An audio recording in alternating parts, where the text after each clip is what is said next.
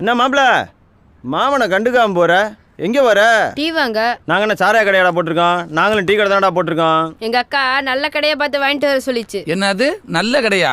டேய், எங்களை விட நல்ல கடை இந்தியா, இங்கிலாந்து, ஈராக்கு போனாலும் கிடைக்காதுடா. வந்து வாங்கிட்டு போடா என் ரப்பரு. ஏலா ஏலா ஏலா ஏலா மச்சானுக்கு 2 கப்பு பார்சல்.